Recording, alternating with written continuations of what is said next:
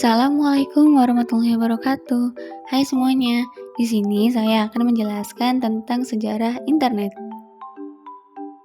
Sebelumnya, perkenalkan, nama saya Pinkan Sekar Andini dengan NIM 220512041155 dari Prodi Teknik Informatika kelas D. Di sini, saya akan membahas tentang pengertian internet, sejarah internet di dunia, sejarah internet di Indonesia, dan dampak utama dari internet itu sendiri. Yang akan saya bahas pertama yaitu pengertian internet. Apa itu internet?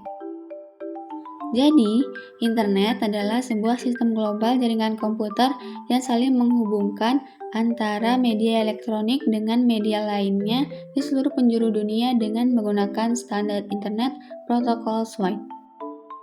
Internet atau Interconnected Network ini memungkinkan kita berbagi informasi dan berkomunikasi dari mana saja dan dengan siapa saja.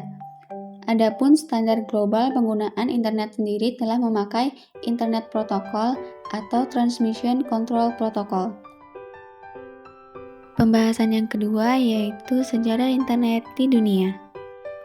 Pada Oktober tahun 1969, para peneliti di Universitas California di Los Angeles ingin mencoba mengirimkan data dari suatu komputer ke komputer yang lainnya dengan 3 huruf yaitu log dalam bentuk kode biner. Sementara itu, komputer kedua nanti akan menambahkan 2 huruf lagi dalam bentuk yang sama sehingga menjadi login. Kesuksesan itu melahirkan sebuah proyek ARPANET yang dikembangkan dan ditujukan untuk keperluan Departemen Pertahanan Amerika Serikat. Pada akhir dekade 1970-an, TCP/IP mulai dikembangkan sebagai protokol standar dalam membentuk Wide Area Network yang sifatnya independen sehingga bisa digunakan di mana saja. Pada tahun 1971, orang Amerika Serikat yang bernama Ray Tillemson untuk pertama kalinya mengirimkan surat elektronik menggunakan ARPANET. Berkat pengiriman surat elektronik pertama tersebut, dicetuskanlah penggunaan simbol @ dalam alamat surel hingga sekarang. Pada tanggal 1 Januari 1983, TCP/IP mulai diimplementasikan pada sistem jaringan internet. Dari sinilah para peneliti mulai untuk menghubungkan jaringan satu dengan jaringan lainnya yang berbeda hingga menjadi internet modern seperti saat ini. Dan pada tahun yang sama, DNS atau Domain Name System diperkenalkan untuk menggantikan metode pengidentifikasi jaringan yang berbasis numerik dengan alamat domain yang lebih mudah diingat. Tahun 1986, barulah didirikan National Science Foundation Network sebagai pengganti ARPANET dalam mewadahi riset serta penelitian yang ada di Amerika. Setelah beberapa tahun, yaitu sekitar tahun 1990, ARPANET diturunkan. Sebagai gantinya, CERN mengenalkan layanan baru bernama World Wide Web atau WWW. Penemuan WWW ini didasarkan pada 2 pilar, yaitu bahasa pemrograman HTML yang memungkinkan keberadaan website, serta protokol pertukaran hypertext HTTP yang memungkinkan pengguna meminta dan menerima laman yang diinginkan. Hingga pada tahun 1993, keberadaan internet semakin tersebar berkat dirilisnya situs pencari pertama, yaitu Mosaic. Dan pada tahun 1994, mulailah bermunculan situs penyedia email bernama Yahoo dan perusahaan berbasis online seperti Amazon dan eBay.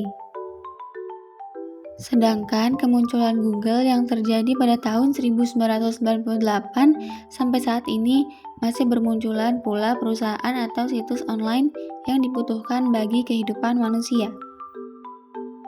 Tahun 2000-an menjadi titik awal penggunaan jejaring sosial.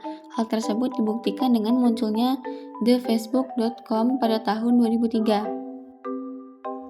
Di tahun yang sama, setengah penduduk Inggris telah mengakses internet.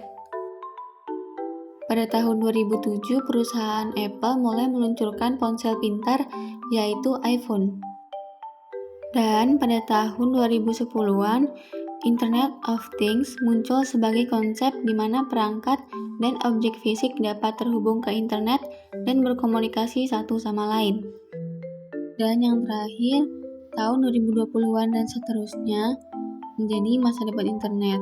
Internet terus berkembang dengan teknologi seperti 5G, kecerdasan buatan atau AI, blockchain, dan lainnya yang mempengaruhi cara kita menggunakan internet dan mengubah dunia digital secara keseluruhan.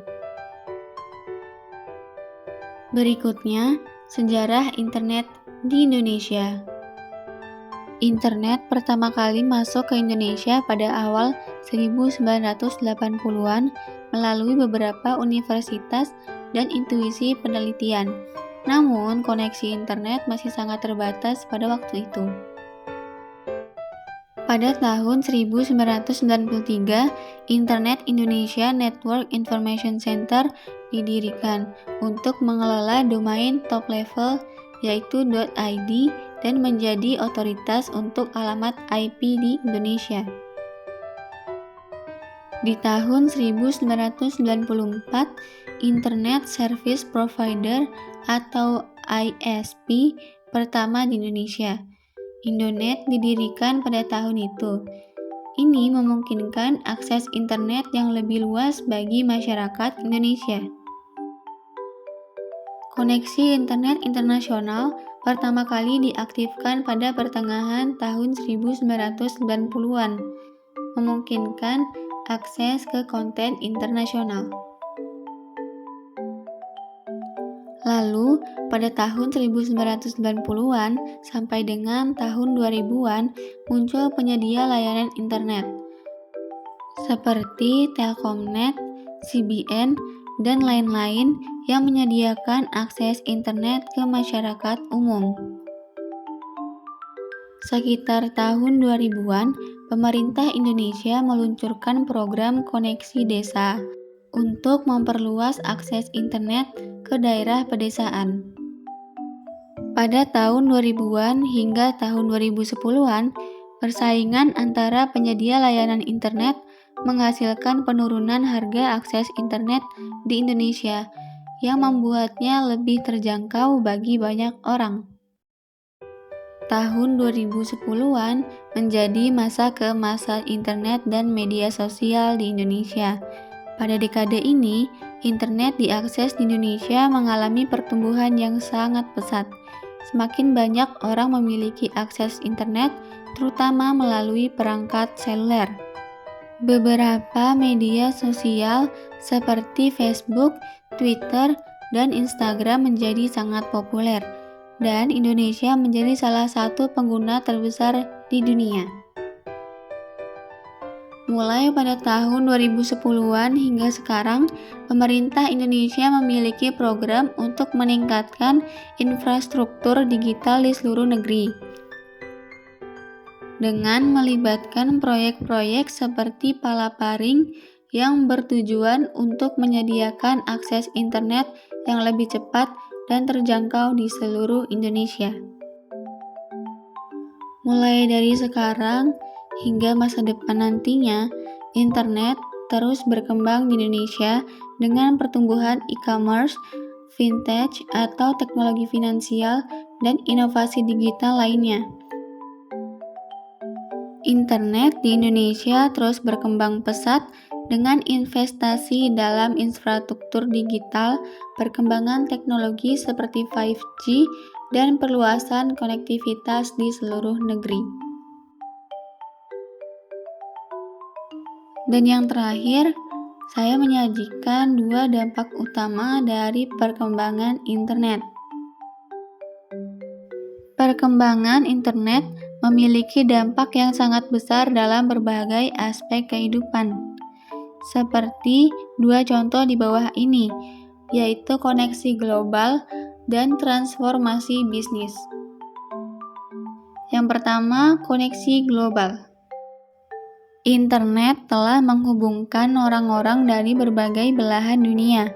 Ini memungkinkan komunikasi lintas batas geografis secara instan melalui email, obrolan video, media sosial, dan platform komunikasi lainnya. Dampaknya adalah memperluas jaringan sosial, memungkinkan kolaborasi internasional, dan memfasilitasi pertukaran informasi global. Lalu yang kedua yaitu transformasi bisnis.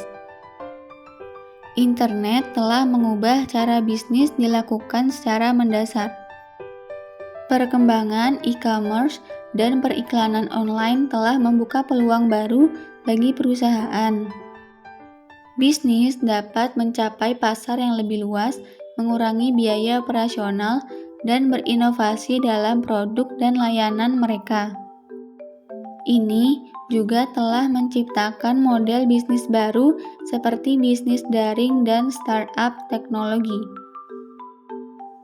Kedua dampak ini adalah contoh dari bagaimana internet telah mengubah cara kita hidup, cara kita bekerja dan berinteraksi di dunia yang semakin terhubung secara digital. Sekian dari saya, semoga video ini dapat membantu dan bermanfaat ya. Terima kasih. Assalamualaikum warahmatullahi wabarakatuh.